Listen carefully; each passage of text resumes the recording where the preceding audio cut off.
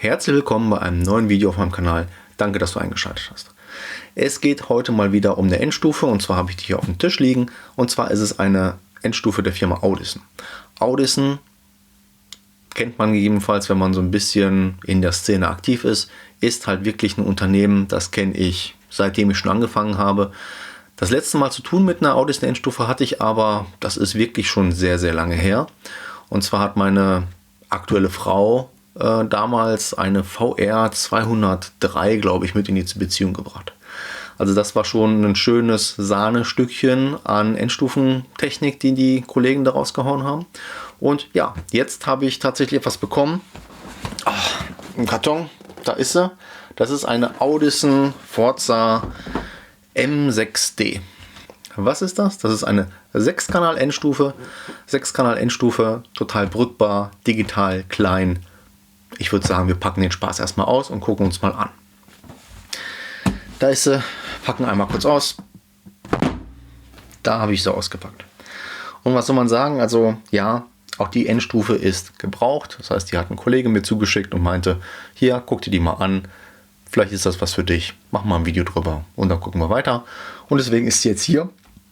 Die ist nicht von mir, die habe ich nicht gekauft. Die ist mir einfach nur zum Testen zur Verfügung gestellt worden. Deswegen, die ist auch schon gebraucht. Man sieht hier an den entsprechenden Litzen, ja, die wurden schon noch abisoliert und so weiter und so fort. Aber dennoch muss ich echt sagen, also ich habe jetzt schon ein paar Endstufen auseinandergeschraubt, ausgepackt. Und die hier hat einen echt guten Umfang, einfach an Sachen, die mitgekommen sind. Also wenn ich mir hier auch das sind wahrscheinlich die Cinch-Eingänge, die wir hier haben, oder Ausgänge, wie auch immer, für die Pre-Ins sind das, also die Vorverstärker-Eingänge an der Stelle. Hier haben wir wirklich auch auf jedem einzelnen einen richtig satt sitzenden Deckel. Anscheinend wurden die wirklich noch nie benutzt. Kriege ich jetzt gerade gar nicht ab. Aber schön verdrillte Kabel, schöne Steckers, also wirklich schön einzeln konfektioniert. Richtig cool. Was haben wir noch? Wir haben Adern-Endhülsen. Ja, super. Brauche ich nicht welche kaufen. Ist doch schön. Wir haben 2 Ersatzsicherungen, wir haben Schrauben.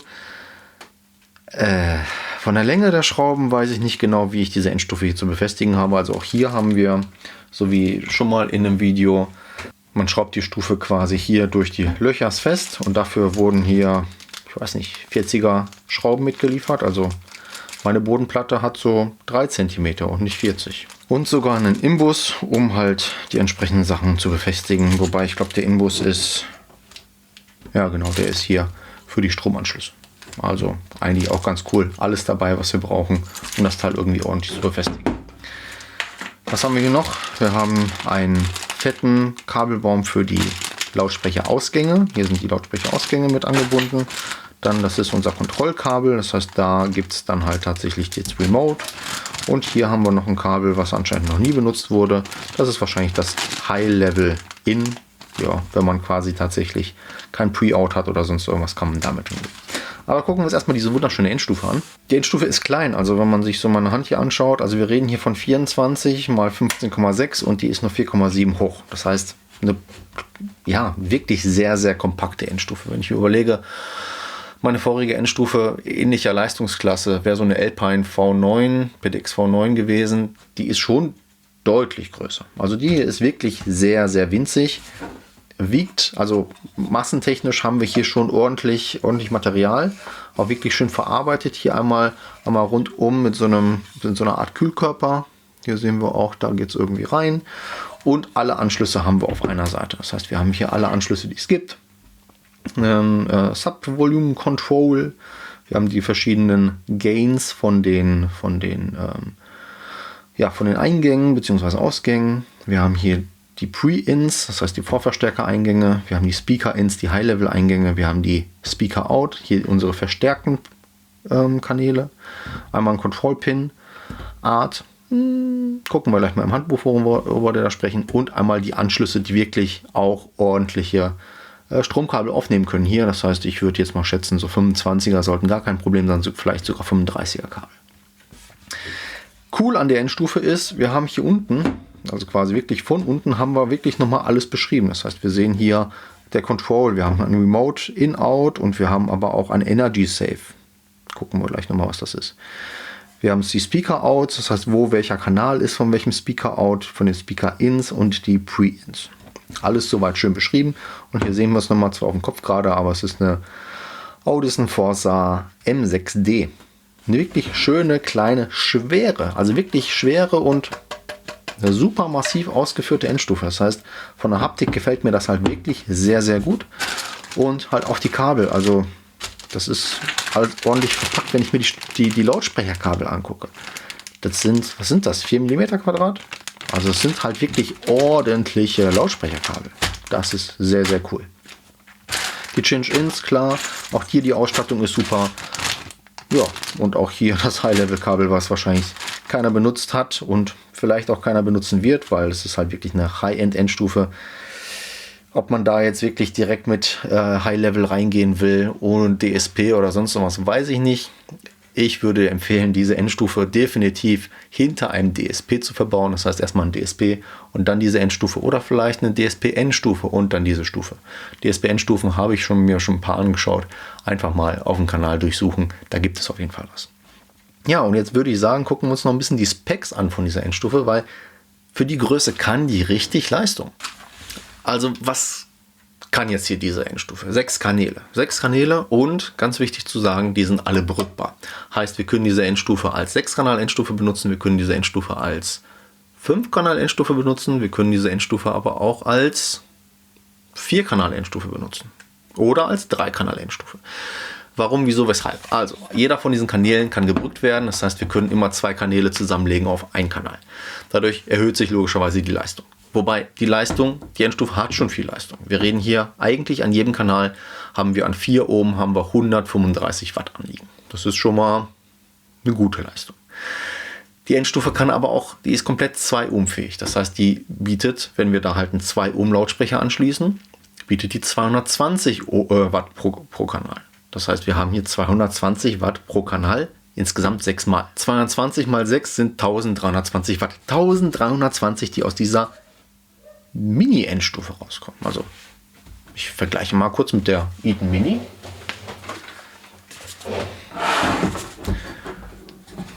Das hier ist eine Eaton Mini. Die ist schon noch ein bisschen kleiner, ja. Aber wenn wir uns das so vorstellen, Eaton Mini, die macht halt insgesamt 660 Watt gebrückt an 4 Ohm. Und die hier unten, die kann halt maximal 1320 Watt rausbringen. Also schon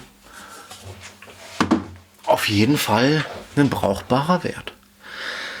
So, wenn wir jetzt aber nicht hingehen und halt wirklich diese 4 Ohm nehmen, sondern überlegen, dass wir diese Kanäle berücken wollen, dann können wir halt hier, anstatt, also wenn wir wirklich die 6 Kanäle jeweils berücken, haben wir nur noch 3 Kanäle.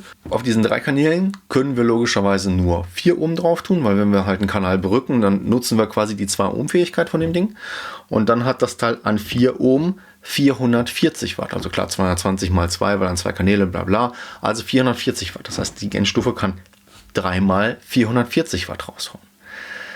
3 mal 440 Watt. Das heißt, auf einmal wird diese Endstufe auch interessant für, ich sag mal, 3, 4 Ohm Subwoofer. 3 mal 440 Watt. Würde funktionieren. Aber man kann auch ganz andere Szenarien mit der fahren. Also 6 Kanal, wir sind halt super flexibel. Wenn man wirklich sagt, wir wollen 6 Kanäle nutzen, dann haben wir ein klassisches 3-Wege-Frontsystem. Das heißt, wir haben 2 Kanäle für Hochtöner, also für beide Hochtöner, 2 Kanäle für die Mitteltöner und 2 Kanäle für die Tieftöner. Dann ist die Endstufe hier ausgelastet von den Kanälen her, macht halt, wenn das ganz normales 4-Ohm-Frontsystem ist, macht sie dann halt 6 mal 135 Watt. Ist eine super Sache für die Größe. Klasse. Dann noch ein DSP dahinter und vielleicht noch ein Monoblock für einen Subwoofer. Klasse Kombi. Wenn wir jetzt aber sagen, okay, ich habe aber nur ein 2-Wege-System und will ein bisschen mehr Bums auf meinen Tieftönern haben. Auch kein Problem. Das heißt, wir haben 2 Kanäle, die wir ganz normal mit 135 Watt für die Hochtöner nehmen. Und die anderen beiden, also die anderen 4 Kanäle, die wir haben, die berücken wir dann zu 2. Und dann haben wir tatsächlich 2 mal 440 Watt Leistung, die dann auf die Tiefmitteltöner gehen. Auch sehr geil. Und die dritte Möglichkeit, die wir damit haben, ist, wir können damit auch ein komplettes System betreiben. Das heißt, wenn wir sagen, wir haben ein 2-Wege-Frontsystem und einen Subwoofer, Dann ist es so, dass wir halt ganz normal das Frontsystem mit 4 mal 135 Watt antreiben können. Und 2 Kanäle nehmen wir halt einfach gebrückt für den Subwoofer. 440 Watt für den Subwoofer. Da kann man schon ordentlich was rauskriegen, definitiv. Also ich weiß, wie viel bei 100 Watt in meinem Smart rauskommt und das ist schon viel. Und 440 Watt, hier, coole Sache, an 4 Ohm. Das heißt 4 Ohm Subwoofer dran, geile Kombi.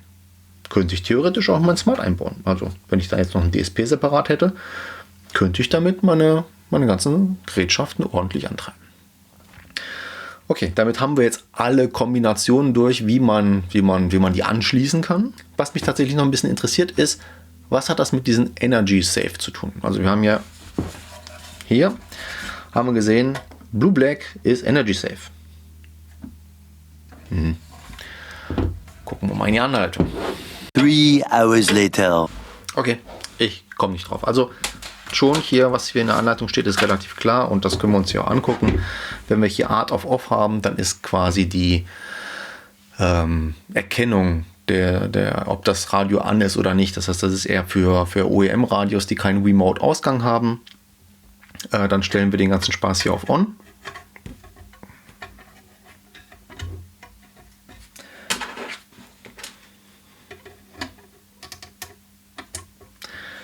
So, wenn wir das hier quasi auf On haben, dann haben wir die automatische Erkennung eingeschaltet und dann kommen wir hier aus dem Remote Out, kommt quasi aus dem Remote In, quasi wenn wir das hier so reintun, aus dem entsprechend blauen Kabel wird dann entsprechend ein Remote aus. Das heißt, hier kriegen wir ein Signal, wenn das Radio an ist. Wenn wir das hier auf Ausschalten,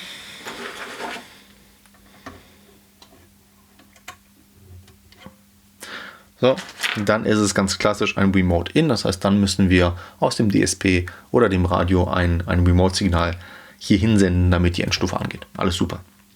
Aber das andere, es ist ein blau-schwarzes Kabel. In der Anleitung haben wir irgendwas von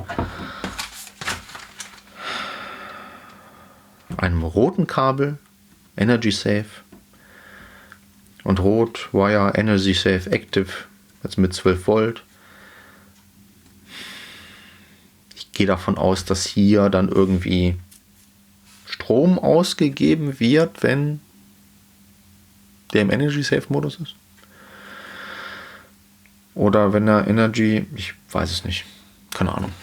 Werde ich mal morgen mit dem Kollegen quatschen. Ich sehe nämlich den guten Kollegen, von dem die Endstufe ist. Dann gebe ich dem die Endstufe zurück und dann kann ich ihm nochmal erklären, was das denn überhaupt sein soll, dieses Energy Safe. Ja, ansonsten, das war es eigentlich schon.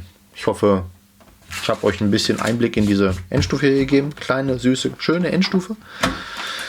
Ja, muss ich mal gucken. Vielleicht mal in irgendeiner Kombi mal in ein Auto rein. Mal schauen. Wenn nicht, dann würde ich sagen, gucke ich mir demnächst noch viele andere spannende Endstufen, Lautsprecher, Radios etc. an. Abonniert mich. Ansonsten sehen wir uns die Tage. Ich danke euch fürs Zuschauen. Euer Thomas. Bis später. Tschüssi.